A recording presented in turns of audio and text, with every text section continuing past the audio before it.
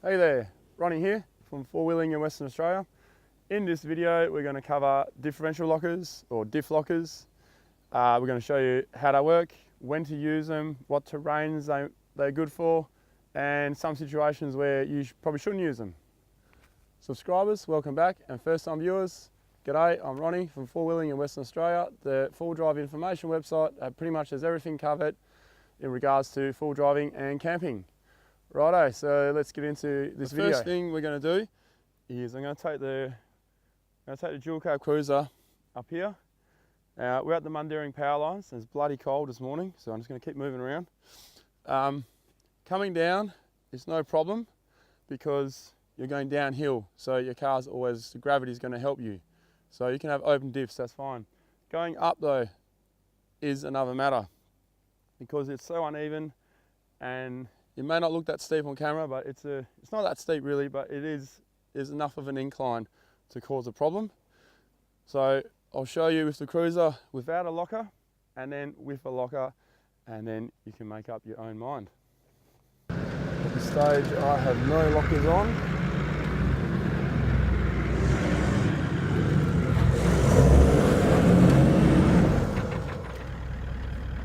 And as you can see, I'm not going anywhere.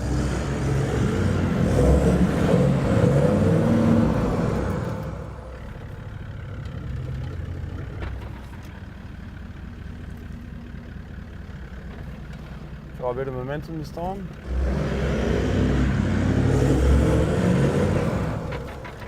This time I have the rear locker engaged only. I do have front and rear, but I've only got the rear one engaged. Should be enough for this. Slowly creeping through. That's the trick of a locker. You creep through slowly. There's no need for momentum or speed on this type of terrain anyway. So to quickly explain how the differential lockers work, well, a normal differential has the name differential because when they're made, there's design, so when you turn a corner, that the outside wheel can do more rotations than the inside wheel. Most vehicles will have an open diff on the front. On the rear, a lot of vehicles will have what's called an LSD, limited slip diff. It'll still slip, it just means it limits the slip that it does. It's also there to allow your vehicle to turn because the outside wheel is always going to spin more than the inside wheel when you turn, if you think about it. So when you're off-road, your differential will always send drive or power or force to the wheel with least resistance. So if you lift a wheel or you have loss of traction, say one wheel's in mud, the other wheel's on rock, the wheel with least traction will spin, leaving the other wheel possibly not spinning at all. With an LSD rear, you may get the occasional jerk in the other wheel that has traction, but in most situations it's not going to work. I don't care how good your LSD is, it's not going to work in most situations. This is where diff lockers come in. What they do is when you engage them, they engage drive to both axles, to both wheels, and regardless, you lift the wheel, regardless of what you're in, both wheels are going to rotate at the same rate. Now obviously it makes turning a bit tougher, but you don't use them for when you turn, you use them for when you're in a situation you need to get out of or you need traction. Righto, so let's get into when you should use your lockers or locker. First off, if you're bogged in the sand before you dig yourself too deep, sticking a locker on can actually get you out without having to dig at all. So if you're not down too far, you can actually, what I do in the cruiser works for me. If I get bogged, I'll stop, I'll put it in first gear low, I'll put front and rear on, and then I'll just take my feet off, literally take my feet off the pedals and just wait for it to crawl out. Now, it hasn't not worked for me yet. Now, obviously, if you're bogged down to the axles, it's not going to work. They're just going to spin because you're already down too far. Another reason, going up hills, you can use your front and rear. However, if you need to turn on the hill, you need to flick your front locker off, which is no big issue. It's pretty quick to do. You can get away with just your rear locker most of the time. Going down hills, don't use your front locker, just use your rear locker. Rear locker only for downhills. It keeps the vehicle nice and straight. It will help prevent it sliding a little bit. Another reason, really uneven terrain, like I've driven up just before. That's really uneven, you can get a lot of that. Even going downhill, it's good to keep the locker on, the rear locker at least, because it will stop the vehicle from shooting away from you. When crossing riverbeds, wherever it's rocky or soft sand, it's not a bad idea to have the rear locker at least engaged. That way, if you start slowing down, you're gonna have that extra momentum or the extra traction to keep you going. A big reason to use one is to prevent damage to your vehicle, because some situations you need a lot of momentum to get up things. Whereas you just click your locker on, you can just crawl up it in first gear low. But if there's no traction there and you don't have a locker, you may have to be in second gear low or third gear low, flogging it up just to make it. Risking, bouncing and damage to your vehicle, etc. Final reason is preventing track damage. As you saw before, when I was stuck over there, you saw how much sand I was digging up and how big a hole I was making. So if you keep doing that everywhere, you're gonna carve up everything, okay? So if you have a locker, use it, and you're not carving anything up. You make it a lot easier for the next bloke who's coming through, or lady.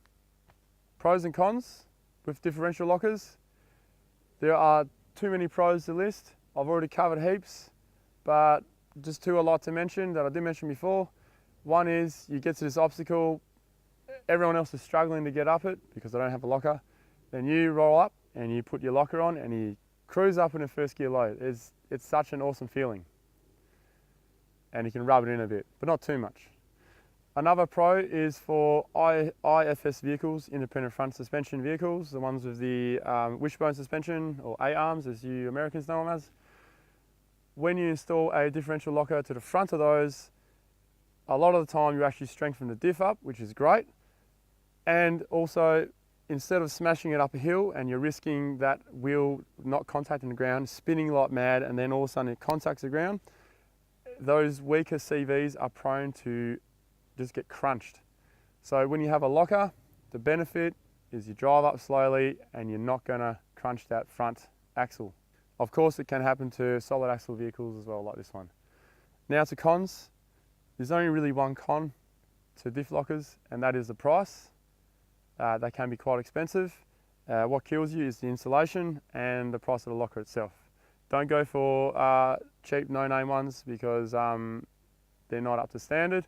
Go for the well-known brand name ones when it comes to diff lockers, because the labels are going to cost you the same. You don't want to have to rip it out and put another one in. Bear in mind, if you go for air lockers, you need an air compressor as well, so you're adding on costs there.